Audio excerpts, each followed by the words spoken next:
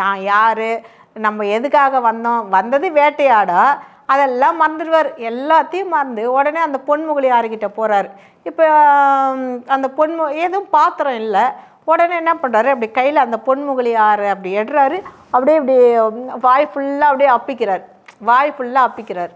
அப்படி அந்த உமிழ்நீர் ஃபுல்லாக அந்த பொன்முகலியாரை அந்த நீரை எடுத்துக்கிறார்.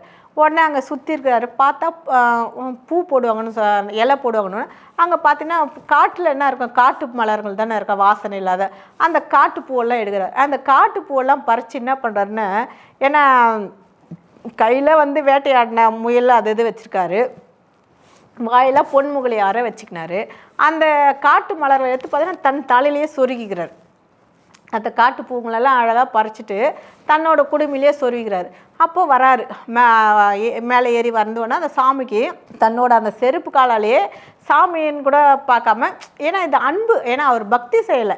அப்போ அந்த செருப்பு காலாலேயே என்ன பண்ணுறாரு, சிவகோசிரியார்ன்ற ஐயர் பண்ண அந்த பூஜையெல்லாம் எடுத்துட்டு அந்த செருப்பு காலாலே என்ன பண்ணுறாரு, அதெல்லாம் தள்ளிட்டு அந்த வாயில் இருக்கிற அந்த உமிழ்நீரை அப்படியே சாமி மேலே அப்படியே அதை வாயாலேயே அந்த உமிழ்றாரு. அப்படியே